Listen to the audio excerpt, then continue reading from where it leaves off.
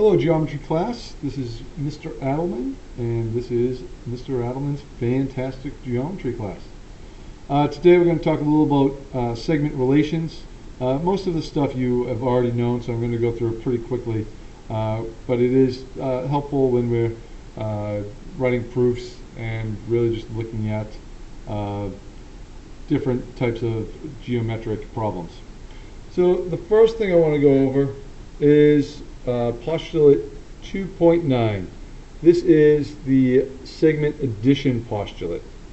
All it says is that if B is between A and C, so let me draw some sort of line segment here, and I'll just label the endpoints. That's A, and that is C, and B is between. It's not necessarily the midpoint, so I'm going to put it right there.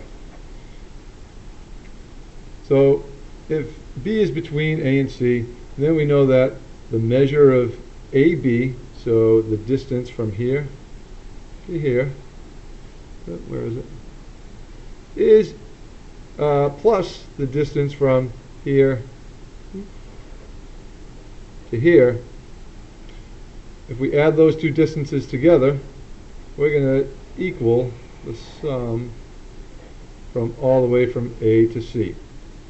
That's fairly common sense, but they just put it down in a postulate.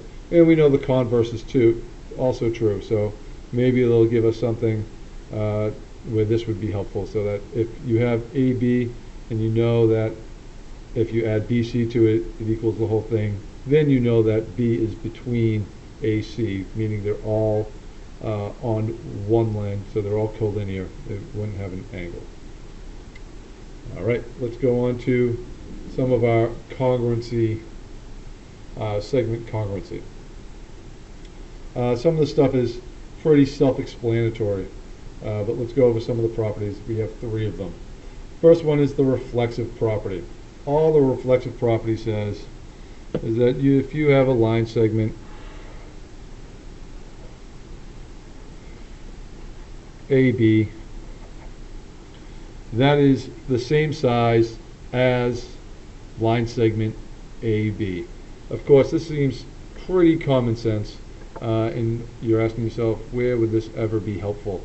It's going to come in very helpful later when you have something like this. If you have a triangle, maybe you have something like that, and we're comparing the 2 triangles, and it's helpful to know that this segment is congruent to itself, because that side is going to be in both triangles. So that's where you would see something like that. Next one is the symmetric property. The symmetric property says that if we have, let's be,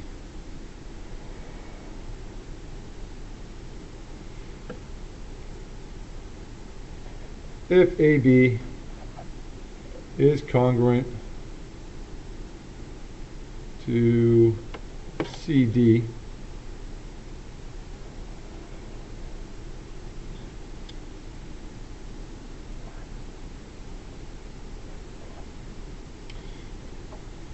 then we can say the reverse is also true. So CD is also congruent to AB.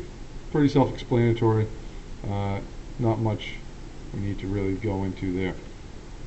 And the last one is really the only one that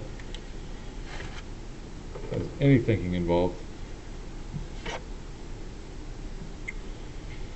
All right, this is the transitive property. This becomes pretty useful. Okay, we say that if AB is congruent to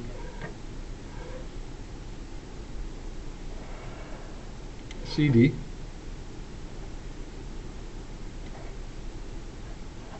and we know that CD is congruent to EF,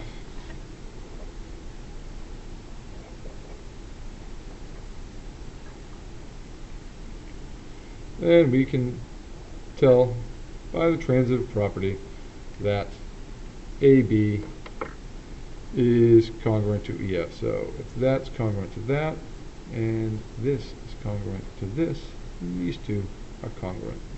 We know that those two are going to be congruent to each other. So that is all we really need to know about some of the congruency statements. It's going to become helpful when trying to prove certain things, but it's pretty self-explanatory. So that's all I have for today. I hope you have a great day and have a pleasant tomorrow. Goodbye.